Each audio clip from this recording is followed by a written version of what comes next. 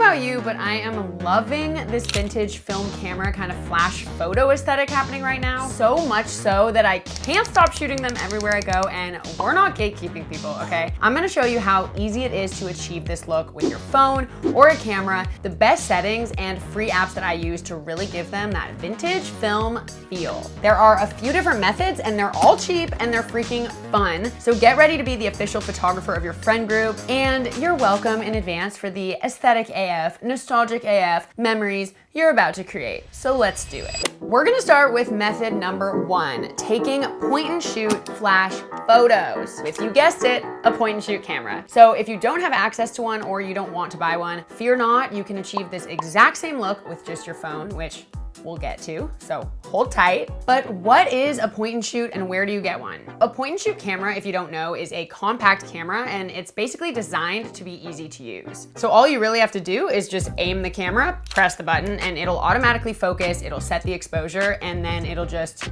snap the photo. These types of cameras can be film or digital. We're gonna focus here on digital, obviously, and can range from inexpensive to high end. I personally decided to dust off the old Canon G7X. This was my vlog camera for the last 9 years when I was a vlogger, and I just kind of haven't been vlogging lately, so I decided to take it out and start using it. It's definitely a little pricier than I'd even recommend for this purpose, but I will leave some recommendations for point and shoots in the description box, as well as the link to this in case you want to check it out. You can also check eBay and other sites for better deals on used cameras. I'm sure a lot of people are trying to get rid of them because these actually used to be cool in the 90s and early 2000s, and now it's coming back in style, of course, because it's retro and vintage and cool. So the important thing when you're looking is that the camera has a built-in flash and it has a way to get the images onto your phone or your computer from the camera. Both of those things shouldn't be an issue when you're looking for these, so you should be good. Okay, reasons I like this method. Number 1, with the right settings, which I'll show you in a second, the photos really are so easy to take and they come out amazing right from the jump without editing. I do like to process them with a filmic preset or some grain to really add to that vintage look, but we'll get there. But they look really good straight out of the camera, which is nice. And then maybe the biggest selling point for me personally and why I often choose this method over my iPhone is that there's just something so nostalgic and fun and different about taking photos on a night out or at an event with an actual camera and not a phone. I don't really know why, but maybe it's just because we do literally everything with our phones, so it almost doesn't feel like I'm taking a picture when I'm using my phone, but this really feels like artistic and fun. It reminds me of the pre-cell phone days,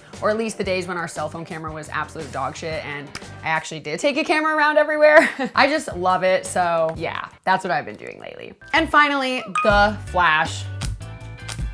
Mwah, it's just so perfect. But the other methods also utilize that, so yeah. All right, so let's talk settings on this bad boy. For beginners on pretty much any camera, auto will be your best friend. It'll auto adjust the aperture, shutter speed, and focus, so all you really have to do is literally point and shoot. The only problem with auto, at least that I've experienced with this camera, is that you want to use the flash, right? And sometimes if the camera deems the lighting that you're in like not necessary to use a flash, then it won't actually go off. So to combat this, I like to put the camera in manual and then just adjust the 3 settings: ISO, shutter speed, and f-stop.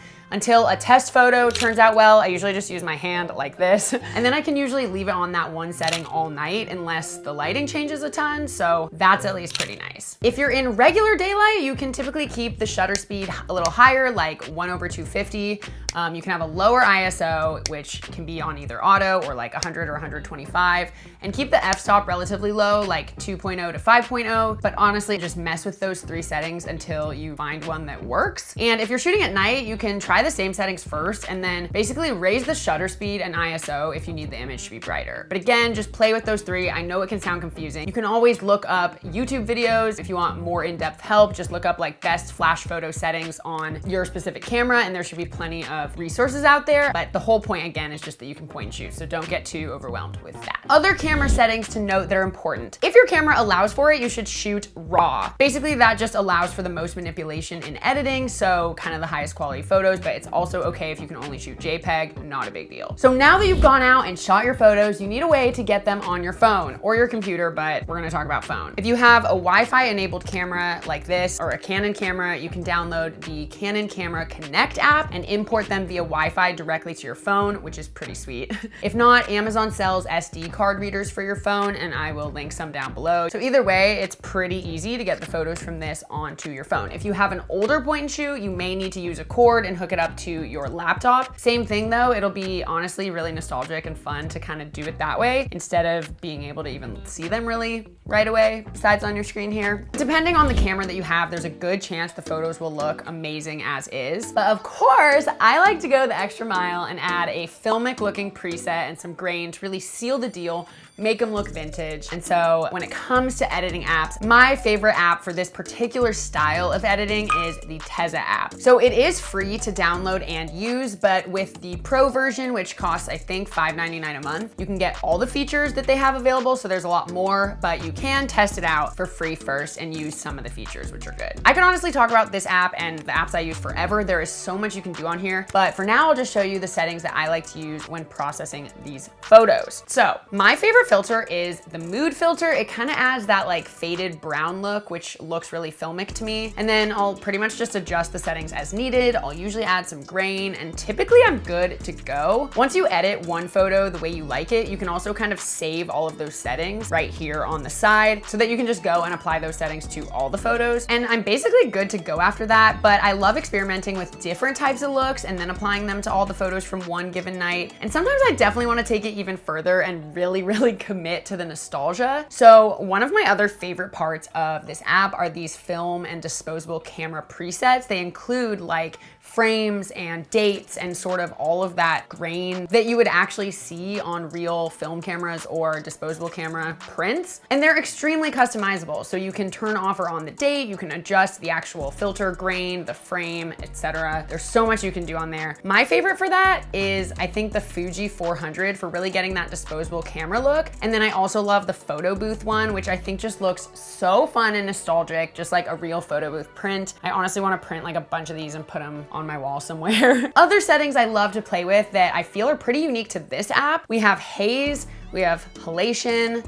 They have tons of options for frames and overlays like dust and plastic and all of these crazy ones. And then they also have some random like movement effects like shimmer and these glitches and stuff. So you can definitely play around, and honestly, you can't really go wrong. Oh, another thing that is probably my absolute favorite thing about this app are the text and subtitle settings.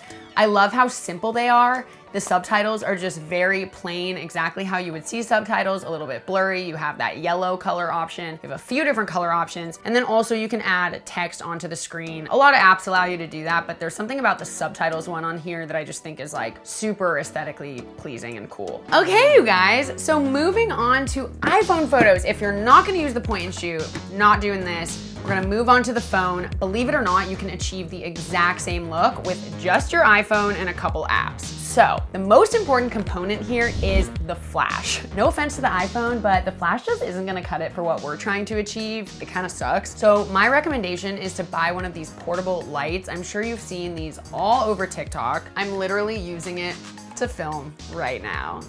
But I think mine was like 30 bucks, but you can definitely get them cheaper. Yeah, I will link a few options down below for you guys, but oh my gosh, it's so easy to carry around. I brought them to Hawaii with me. I bring them out with me. It comes with a clip for your phone, and also it comes with a camera attachment. And there's just something so freaking epic about using this kind of flash. It really makes photos look so professional. I mean, look at the difference between these two photos, okay? Okay, yeah. So honestly, game changer. I am not the first one to think of that, but it really makes a difference, and I'm excited to take more photos with it. In terms of settings, I always prefer to shoot RAW once again, because the photo will just contain a lot more data, which is able to be manipulated more in editing. So RAW is your best friend if you have the storage on your phone. Now you can do this just on the iPhone camera app itself. And for photos like these, that honestly will work totally fine. If you don't see it on your camera, go into your settings and then click camera and then click on formats. This page will probably look different phone to phone because of just different models, but you're gonna wanna turn on the Pro RAW setting at the highest megapixel megapixels that it offers or whatever your storage will allow for. Then when you actually go into your camera to take a picture, you're gonna kind of tap on that RAW button or RAW max to actually shoot in RAW. Personally though, I've started shooting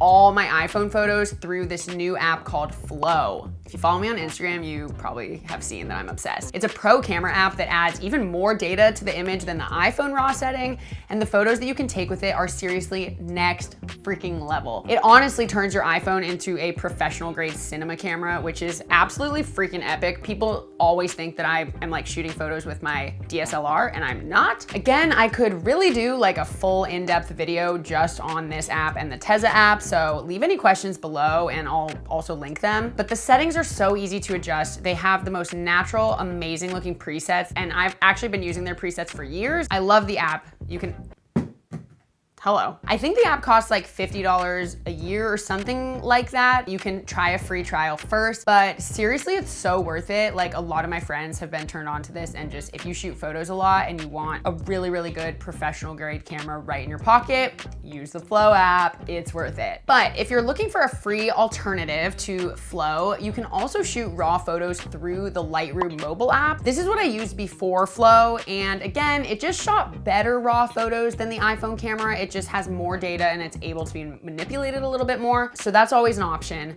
Again though, for this purpose, you really only need your iPhone camera and some sort of brighter flash. I think those are the two main components. You don't even need the flash. It just really, I think, adds to the look. So now let's talk about editing. When it comes to editing these photos, since I shoot in Phlow, I'll typically apply a filter that I like there, or I'll just export it as is and import into the Tezza app to add the filmic presets and grain like before. But I wanna mention a couple other apps that can really easily achieve this kind of nostalgic vintage feel. So the first one is called Dispo. I'm sure you guys have heard of it. I think David Dobrik started this app. This is another one that I often use during events and birthdays and on a night out. And the reason I love this one so much is because unless you pay to upgrade, you can't even view the photos you've just taken until the next day at 9 a.m. So it truly feels like you're bringing a disposable camera around and you kind of just have to wait, and then the next morning when you wake up, you're all excited to see the pictures. It's pretty cool. That's the gist. But one last thing that I thought is so fun to share. Do people even print photos anymore, by the way? I don't know.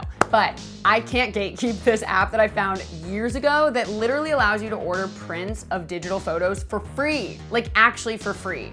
The app is called Free Prints. And I've been printing photos on this app for years and legit haven't paid them a dime. I seriously don't know how this app makes money, but I'm not gonna ask questions because it has sent me a ton of free prints, even though maybe I should ask questions, but I don't know. So that's also a really fun thing you can do with your photos after, is actually get them printed and it'll really feel nostalgic. I personally love that the vintage film kind of photo vibe is coming back. I think they look so good, and I love figuring out ways to make our digital technology really emulate that while still having a nostalgic, fun like time shooting them. So I hope you guys enjoyed this video. This is how I take those types of photos. Let me know in the comments any questions or feedback or anything else you want to see. And I would also love to shoot more in-depth videos about the way that I shoot photos with my iPhone. Let me know if you're interested in that, or videos or anything. If you have any ideas for videos you want to see, let me know. Thank you guys so much for watching, and I'll see you in the next video.